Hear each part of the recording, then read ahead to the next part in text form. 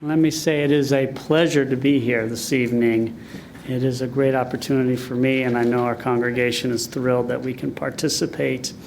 And I'll start off by this. Only in America would we have this discussion in the first place. Certainly, if you go around the world, there are discussions where you have multiple clergy members from a variety of faiths, but it just does not happen in the same way it happens here.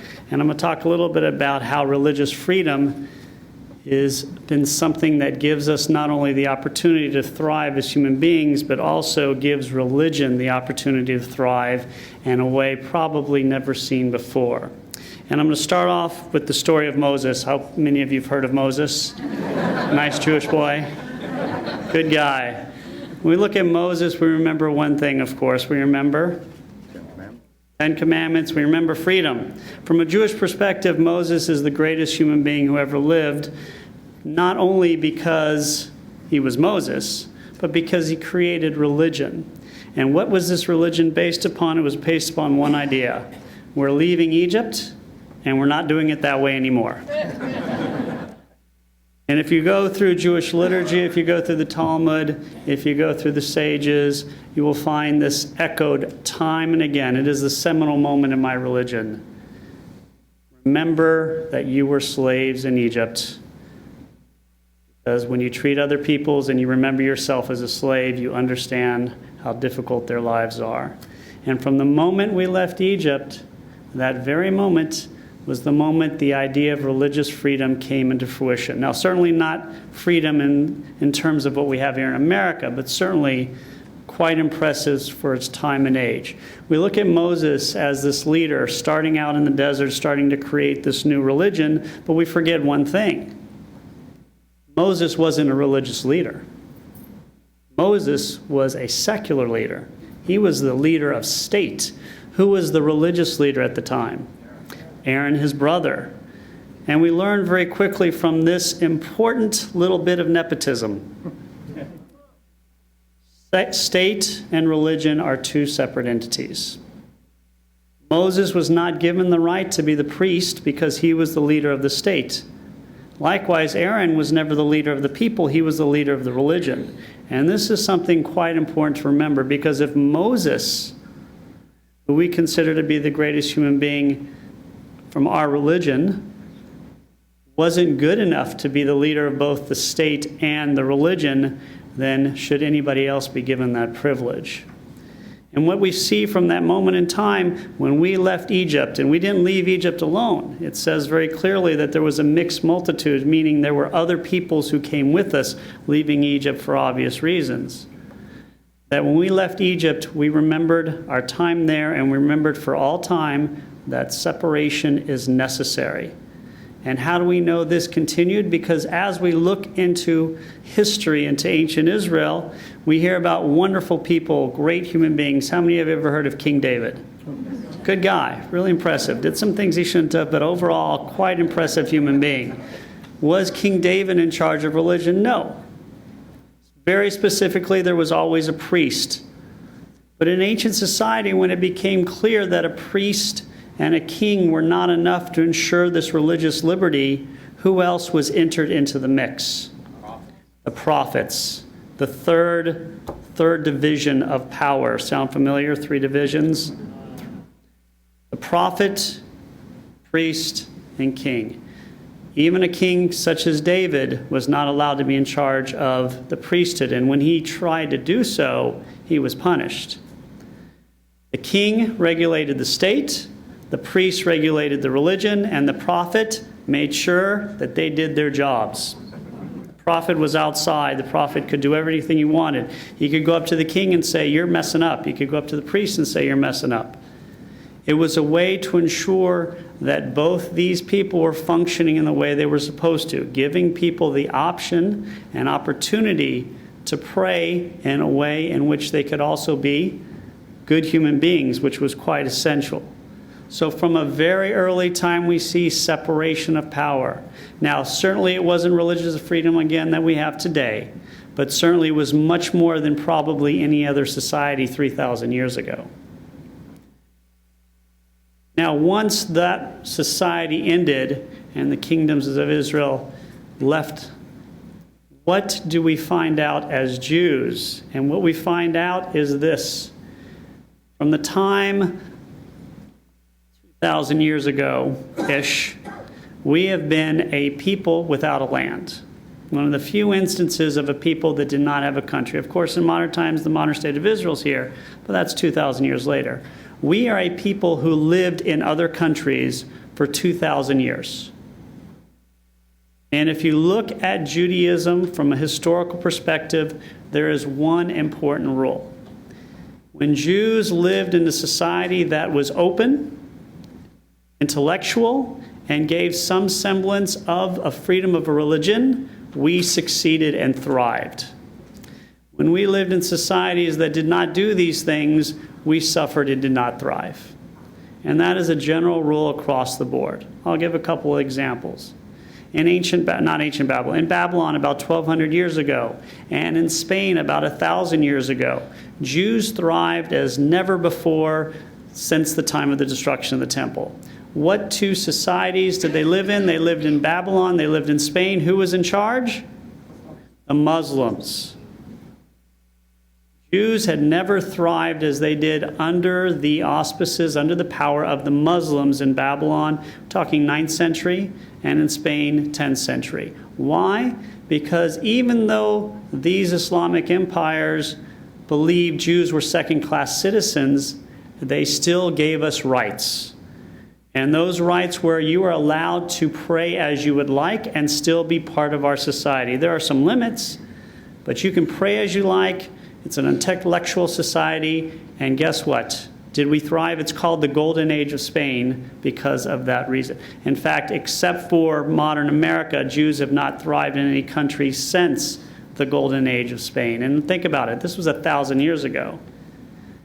Intellectual, open, religious freedom, the Jews thrive.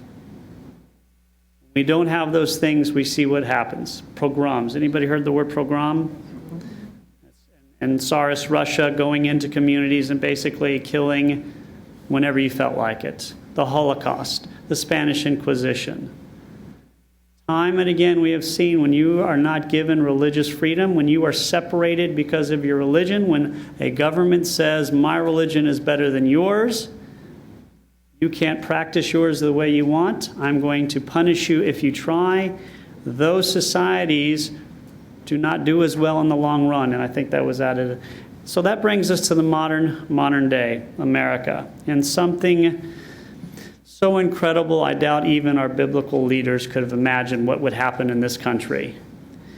We had some amazing men and women living in one place at one time late in the 18th century, and they came up with an idea. We're going to create a democracy, and in that democracy we're going to give freedom of religion. Of course, even 250 years ago, it wasn't what we have today. But let's think about this. Let's think about Jefferson and Washington and Benjamin Franklin and John Adams. All of these amazing human beings were from basically the same religious background, whether they were religious or not.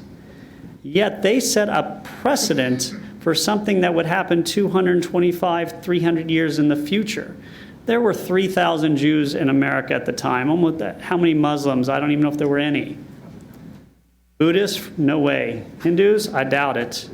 But yet they set a precedent saying, we are going to give religious freedom to these people. All of them were Christian. All of them were Protestant. Many of them were religious, some weren't, but they were all from Protestant backgrounds. And yet they came out and said, Catholic, Jewish, you're going to have rights in this country. Now, of course, at times, we know Georgia was very strict at the very beginning of the state. I know in Savannah, Jews had a lot of freedoms in 1733, but what were the two things were not allowed in the state? Catholics and slaves. And actually, I was told it was lawyers and Catholics. Was it? Well, it started off being slaves, but they quickly decided they needed them. Okay. I just got to Savannah yesterday. This is what I'm told.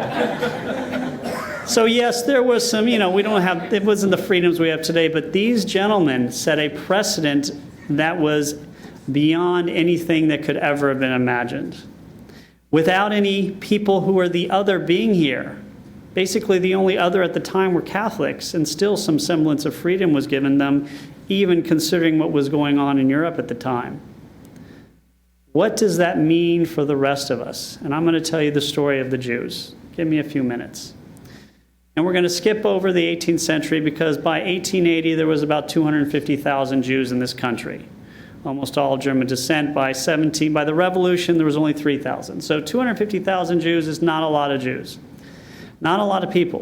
From 1881 to 1924 there's going to be 3 to 3.5 million Jews who immigrate to America. Compared to 250,000. Think about those numbers.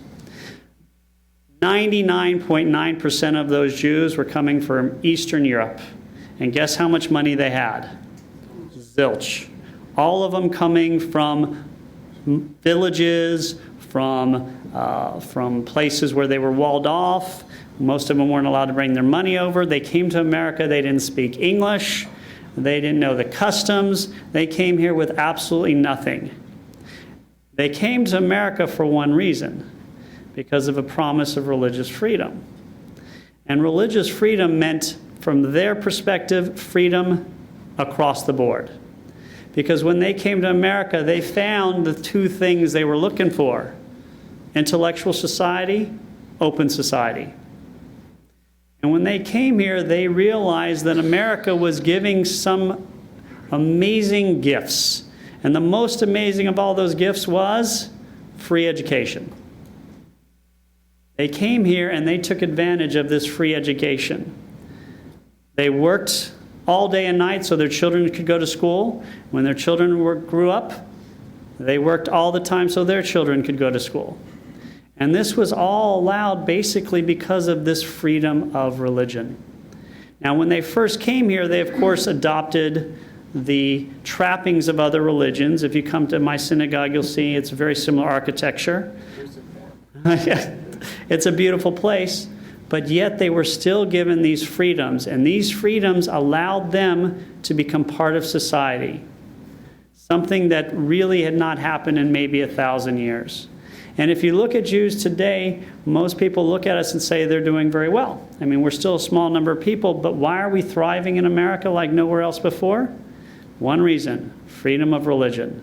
It has given us the opportunity to work in any field we want, to work with other groups of people. Today, if a Jew runs for president, and recently Joe Lieberman was running for vice president, and a lot of Jews were very nervous about a Jew being in such a high office, so there were some polls taken. What did these polls say? They said this, that 90% of the people were not only supportive of Joe Lieberman running for vice president, but they were supportive because he was a religious Jew.